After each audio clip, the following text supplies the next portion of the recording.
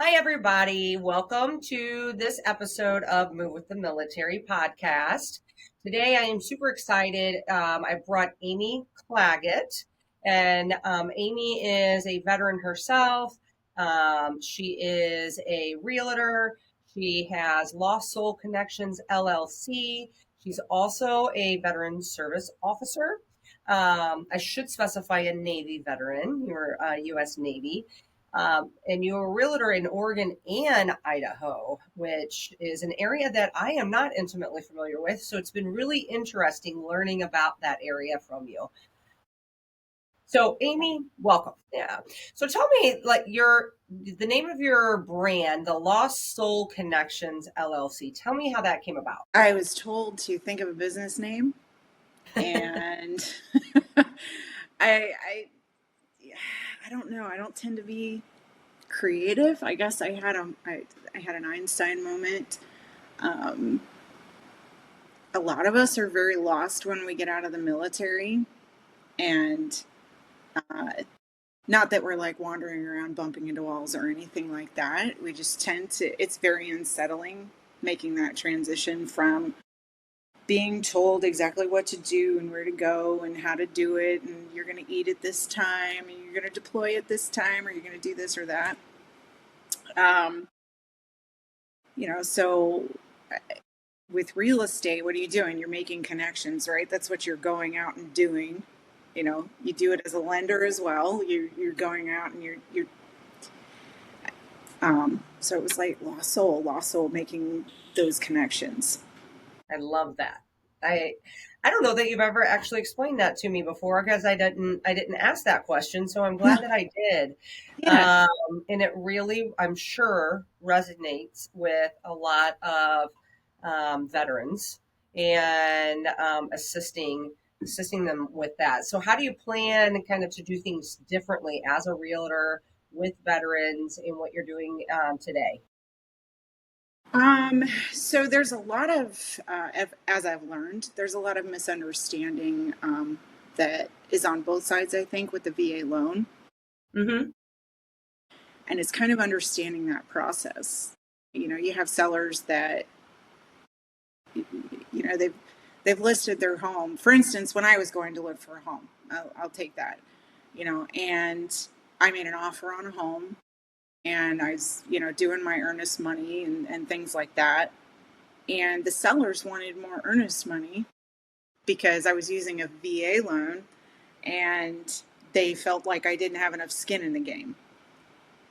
While I have a lot of feelings around that, it was really a misunderstanding of how this works.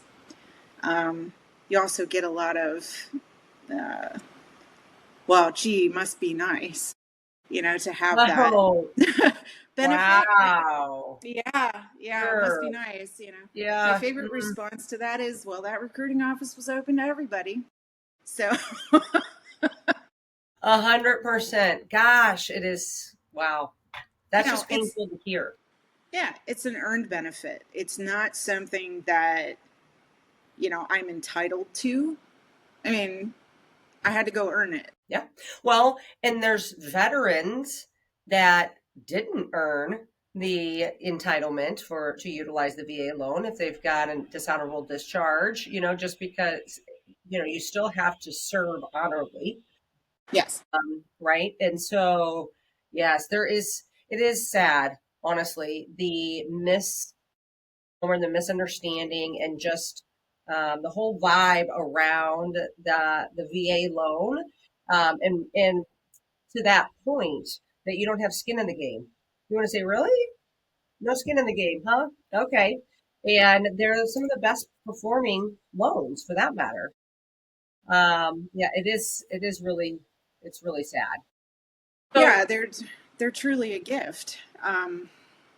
Really. I mean, you can most and the misunderstanding on the veteran side is what you can actually do with it. Like there, you can use it for new construction. You can use it to buy up to a fourplex. mhm. You can use it. There are so many different avenues. I mean, I do believe they even have the one time close with new Yep. construction. Yep. I just got a veteran. He wasn't buying in my area; he was buying in another area. But I got him referrals and everything, and I found a lender that could actually, because he's not home all the time, and that Mm-hmm. requirement for being home all the time, um, he's now able to use his VA loan because the underwriter would, I found an underwriter that would actually use it where because of his job, he can't be home all the time. He's out on the road, he's doing this, he works in aviation. But his wife and child can now have a home and he can use his VA benefits. There's a lot to it. Well, and in that scenario, even the lending company obviously didn't understand because the requirement's just that it's his primary residence. He doesn't have to be there 24/7, even if he didn't have a wife and child, but if it's going to be their primary. But that's a whole other conversation that we definitely will Yes. be Whole doing a series on is the misunderstandings on the VA financing for sure. So one one thing that really intrigues me that you are involved in, and I'm sure it's just your way of giving back, but the veteran service. Uh, I always say organizer, but it's officer. So the veteran service officer. What does that entail? Tell us a little bit about that. um so it's helping veterans, and it can also involve helping family members like widows, or dependents, apply for and get benefits, or navigate the system to get benefits. Mm-hmm. Sometimes it's just talking about the options that are out there. Um, so much of the veteran community is based on word of mouth. A lot of armchair lawyers out there. Everybody knows everything. um, oh, have you? I mean, you'll be at the VA, going to medical, and every time I'm there, I hear a conversation about, oh, haven't you heard what they're Sure. doing next, right? Um, so there's a lot of misconception, a lot of military that get out and go into the VA healthcare system. They think it operates like TRICARE, like the military system, or like when you're in a command, the VA, oh, they're going to tell you that you need to go in and get your shots, or they're going to order you to go in. No, they're not going to do that. Mm, No. okay. um, so some of it too is, hey, you can get these services, right? This is how you register for VA healthcare. This is how you go about that. Some of it is, oh, you retired. Okay. You're getting a full retirement. Well, if you apply for the disability and compensation through the VA and you're awarded over 50%, then through an act of Congress, you now get your full retirement and your full veteran disability compensation, right? So, stuff like that and explaining how things work. Some of it is grounding the vet because they think, well, I'm not going to be entitled to anything. I've actually run into women who served, but they served during a time when they weren't able to deploy and they weren't able to do those things. So, for whatever reason, they have it in their head that they're not really a veteran. So I've had those conversations. That no, your job back here at home enabled that guy to go deploy. It's not your fault you weren't able to deploy. You still served, right? So Well, that actually goes on both sides of the house. My grandmother's husband, my grandfather, he was a veteran, but he was not comfortable being called a veteran or people telling him thank you for your service because he never deployed.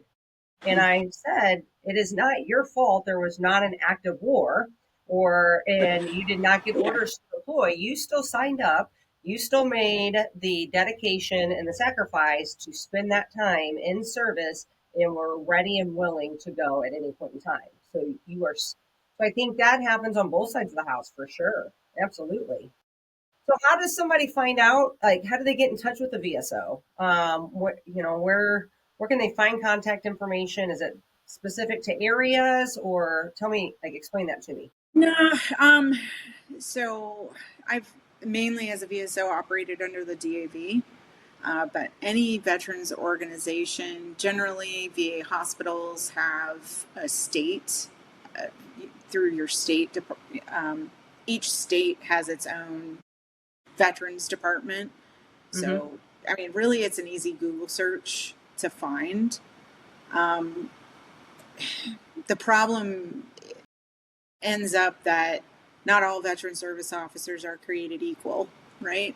Some will just go through, your book. It's one of the reasons I got into this. When I got out, there weren't that many female vets. Mm-hmm. I was very mad when I got out. So I was mad at what happened with the VA, and a lot of that was I didn't understand. But I looked around and, honestly, God bless the Vietnam veterans. God knows they have done so much for the veteran community. Mm-hmm. But most of them never served with a woman. And if you have, your female issues, right? You don't want to sit there and talk to somebody who could be your grandfather or your dad, in my Sure. case, right? Because my dad's a Vietnam vet, about your women issues, So I saw this lack of, and I said, I'm going to figure this out. I took my anger about what happened with me, and I just said, you know what, I'm going to figure this out, and here we are. It's branched into so many other things at this point that I don't even know if VSO actually, like that umbrella, can actually cover everything that I do. Right. Well, you took your anger, and what happened to you, and you turn it into a positive, right? To assist and make a change and make a difference, which is amazing. Because you're right. We need, as females, we need someone that can relate and understand, and maybe they're a little bit on that same kind of age spectrum to a certain extent. That would be true also for men, for that matter, too. It's that age demographic. There's and probably even someone that served in the same war, possibly, because each war is different, right? Each battle is different. So being able to have that connection is huge as well. What are some of the other things, like, that you would want people to know that are a little bit lost? Maybe they don't know that there's a VSO. Like, how do they get started if they're struggling? They just don't. They just feel stuck in this whirlwind, and not sure where to go or what benefits are even available. Start with your state, whatever state you're living in, and look up your state Department of Veteran Affairs. Mm-hmm. Start there. Okay. And, go from there. Any DAV chapter or office, for instance, where I am, there's a regional office. For the first time for where I live, I'm blessed to have that regional office there. Fine.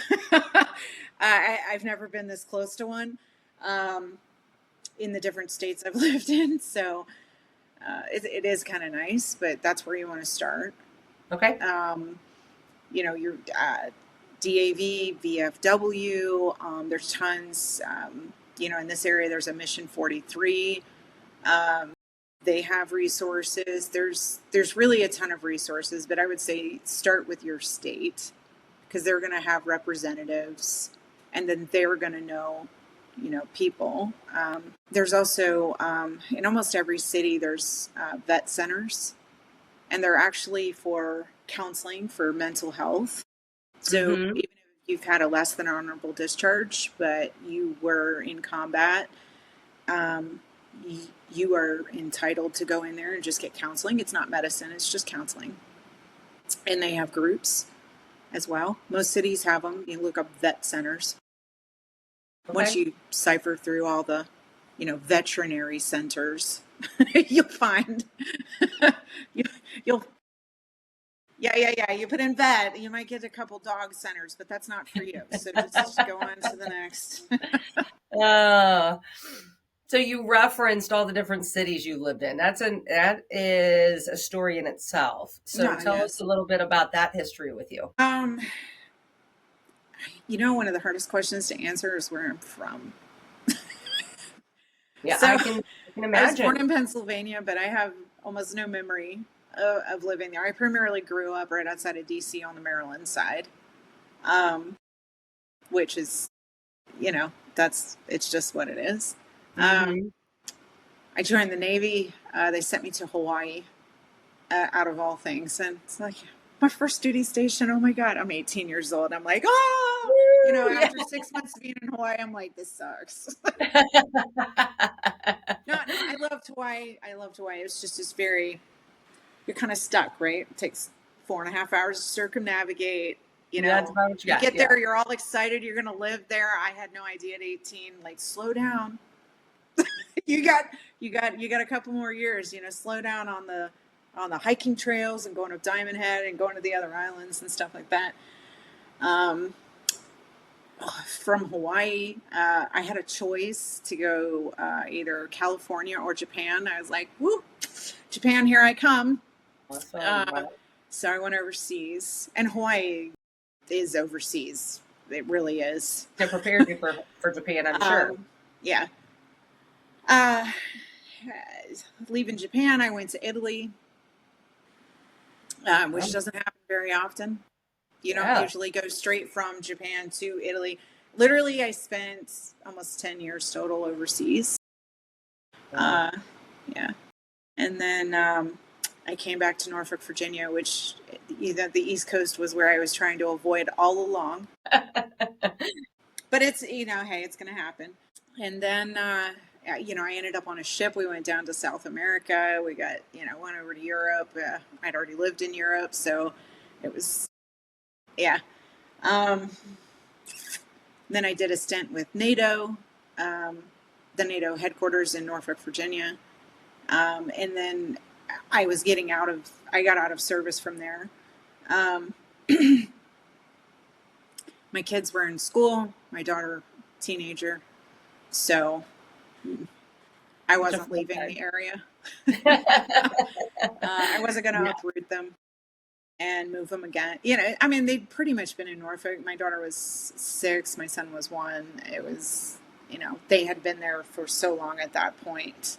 And their father was there, and he'd already gotten out of the military. And, we had agreed to live in the same area for both of them. So, we just stayed. It was just best for everyone involved. Hmm. But when my son graduated, I was like, because all of my family's out west.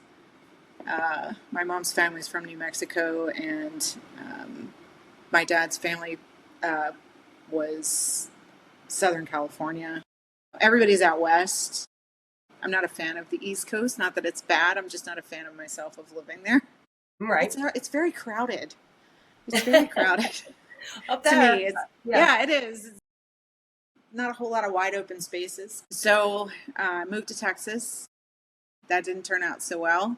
I was in East Texas near the Louisiana border. Hmm. Um, and I have a very rare form of lupus. The sun is, I don't need anybody feeling sorry for me. It just is what it is, but the sun is not Not necessarily good a for good it. idea for me. Right. So I decided the Pacific Northwest, and here I am. I love it up here. I love it up north. Yeah. We have all the seasons. It's lots of open space. So it works for me. I really believe that you have to love where you live. I think that it Absolutely. makes a big difference in, you know, in your life if you love where you live. Absolutely. And the seasons play a toll on in a lot of different ways. So some people love the snow and the winter. Some people get super depressed. Some people love the beach. I mean, it's just so many different options, and we have that luxury in the United States to live wherever we want to live. So if you don't like where you're at, there's jobs and careers and schools and all the things, and every area of our country. So I don't disagree at all with that. So what is your greatest, not accomplishment, but that gives you, fills your cup, with being a VSO? Whenever. It's really helping. It's really helping the veteran, having that light go on. Like, okay, I understand this now. Sure. A lot of vets are I find they're I know I was for sure. You're very frustrated. You don't know how it works. And in a lot of cases, the VA in and of itself, it's a government entity. Not everybody there is trained and knows there's so many regulations. I mean, it's government. Come on. I mean, they're going to come up with regulations for regulations, right? They Right. don't they don't understand how it works. As an example, all of us have some form of pain, whether it's your knee, your foot, your ankle, whatever, right? And you go in and you do this independent medical exam and you say, I've been, carrying this backpack around for, wherever I was going on like 10-mile hikes, some vet, like I was in Afghanistan, carrying 50-pound pack on my back. Like, how are they saying that I only get 10% for my lower back, right? Mm-hmm. Okay, so pain is subjective, range of motion is objective, right? So if pain is present in that joint, yeah, they'll give you 10%, right?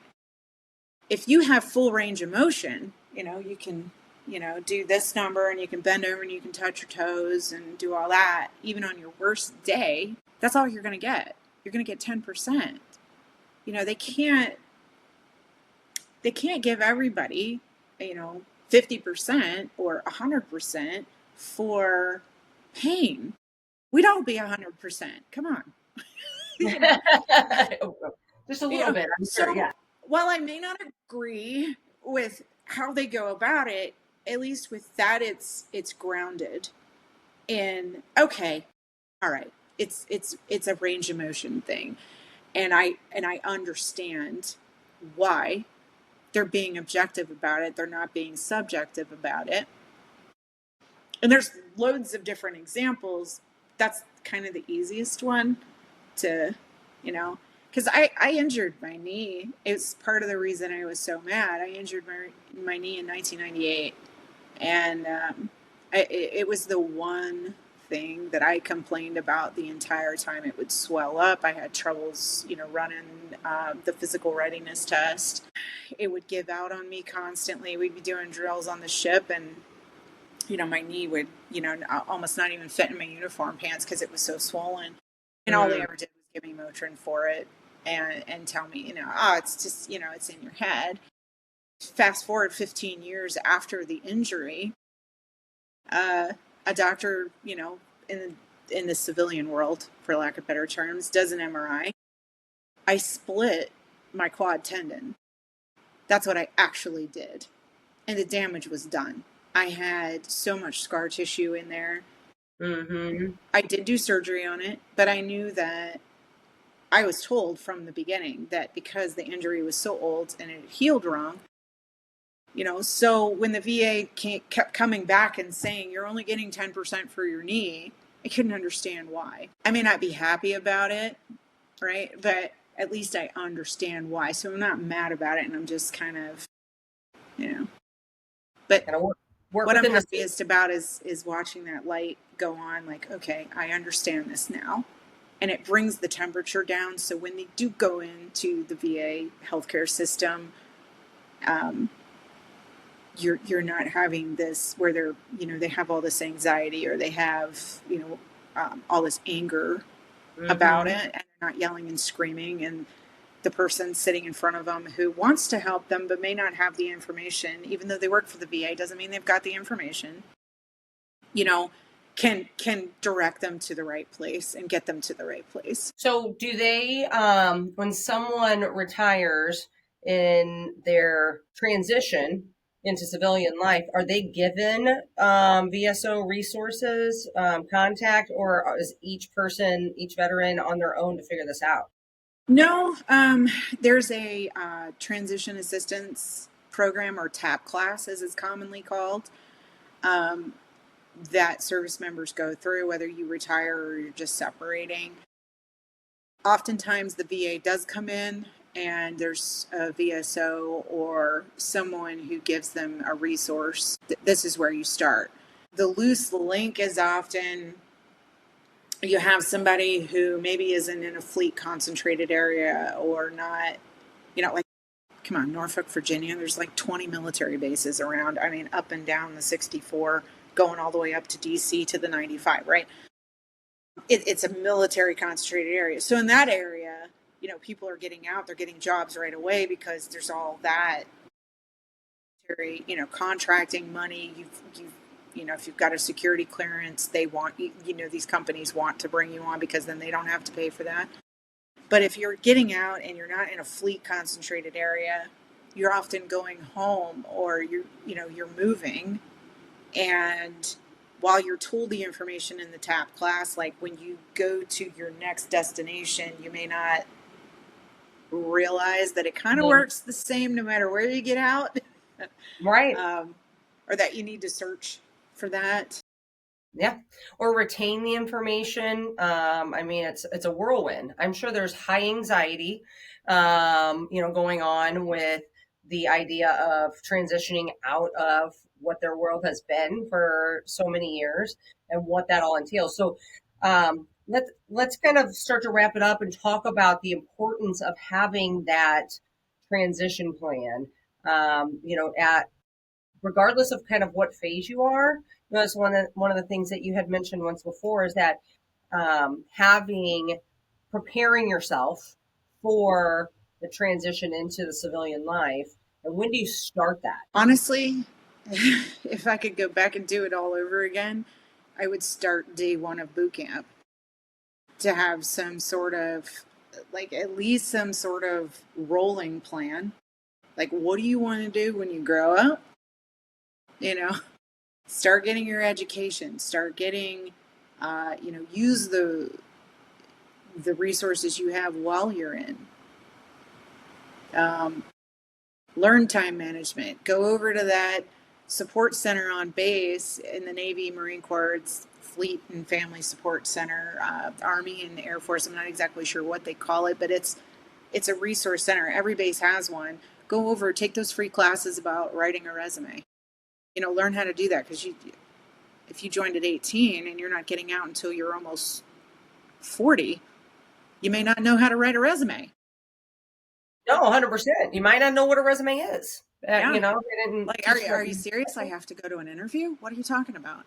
Yeah, Um, I, right. I don't even know. Like, those are things that I didn't know. I was like, what are you talking about? Wait, what do you mean? I don't just walk in and have a job? No, that's not how it works. Right. I'm here to Um, sign up, right? yeah, yeah.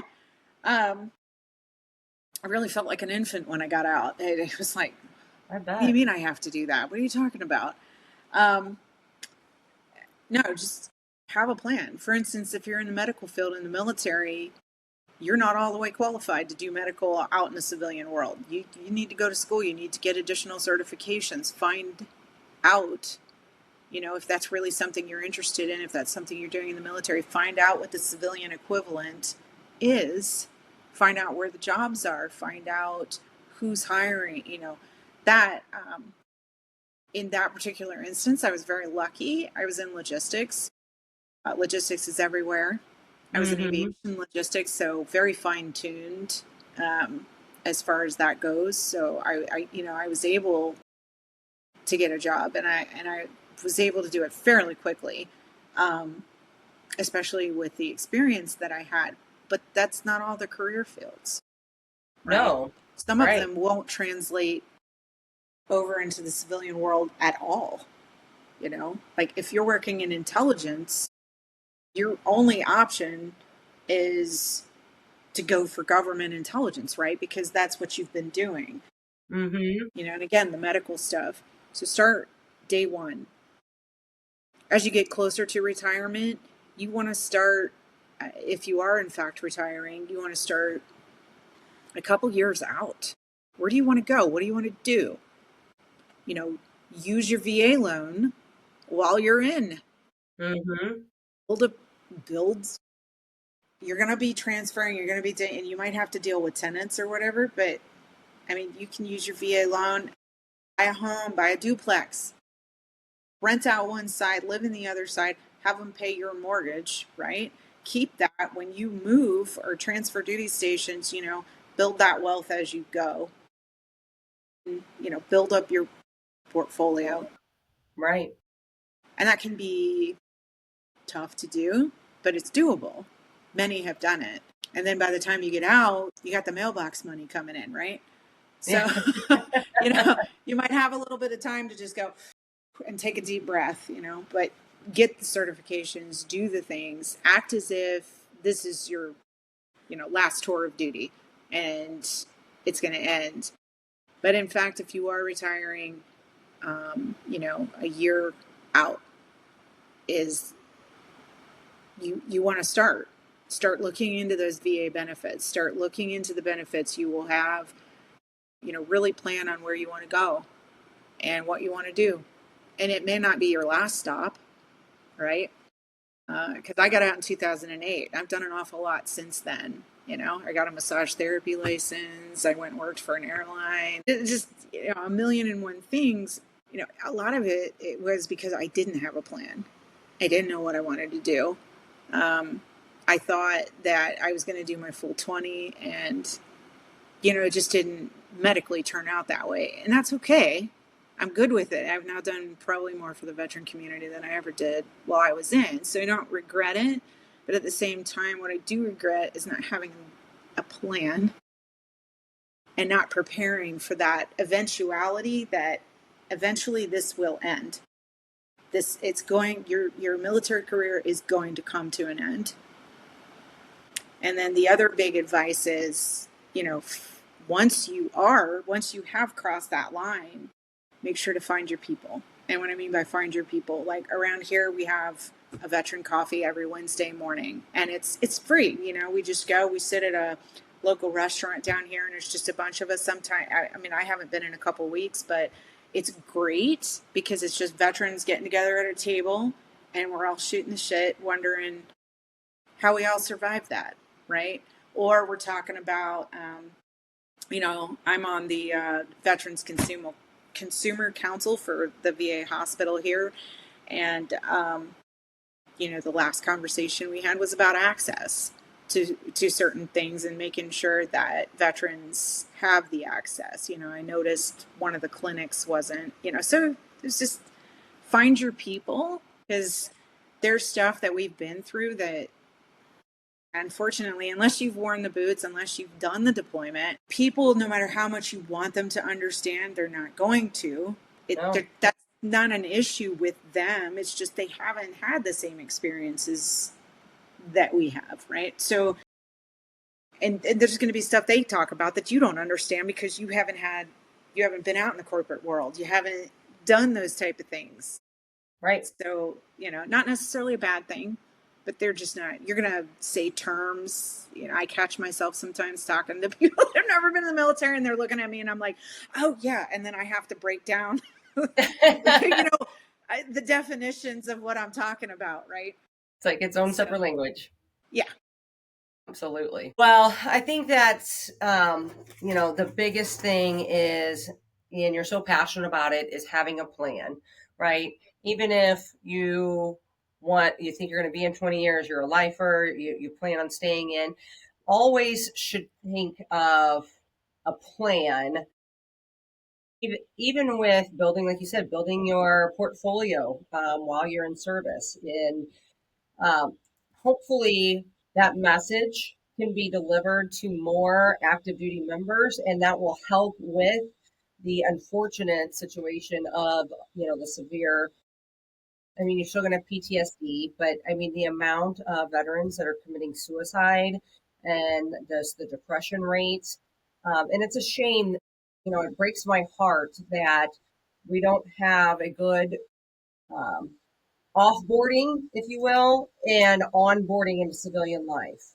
Like, let's help, there should be an enrollment requirement for, or job No, with obtaining employment, right? It's kind of like, all right, thank you. You know, they do their classes, they've got the TAP classes, and they're phenomenal. So I'm not downgrading that. Having someone that helps them, like a headhunter, find employment. So when they go into civilian life, they have a job, they've got a path that they're working on already. I would love to see that down the road at some point. I think that would Yeah, work nicely. that's part of finding your people, right? Yeah. That I tell people.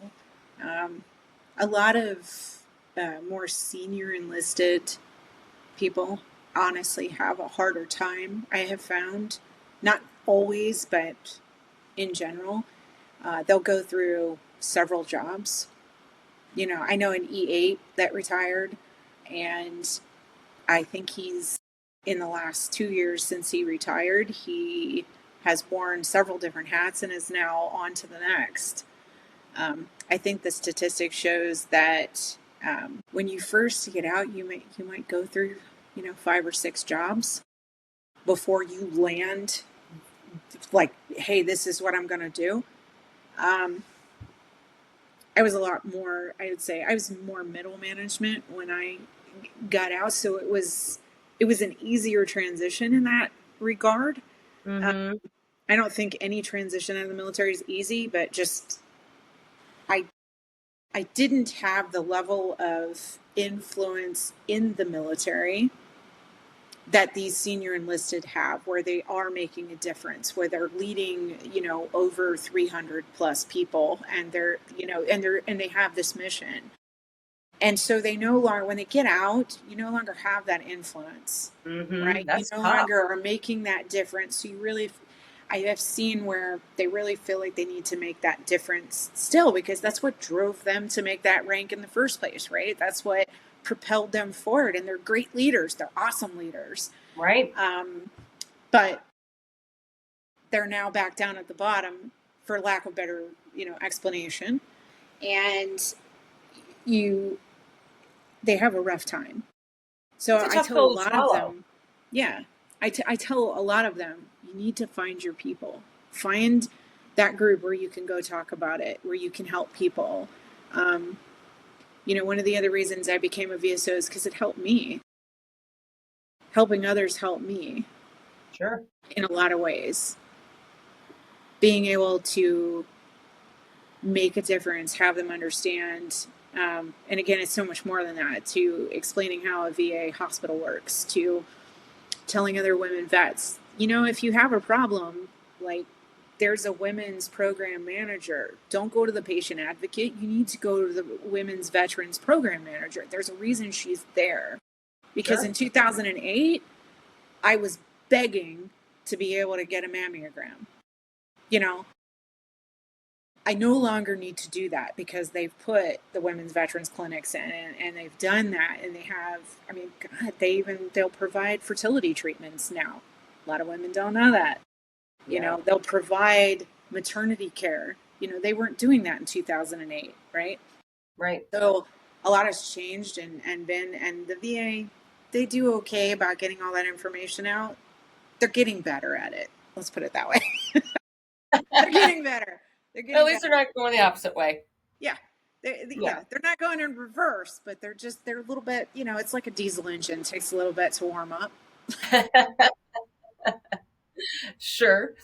So, but yeah, Yeah. having that plan, finding your people, I think that's probably the biggest message. Don't ever think that you're alone, even if it's a vet from another service. Like, you guys can relate, you guys can speak the same, find the groups on Facebook. God knows they're out there. There's a group, NAMP compliance, right? And it started as a very serious page and has turned into something.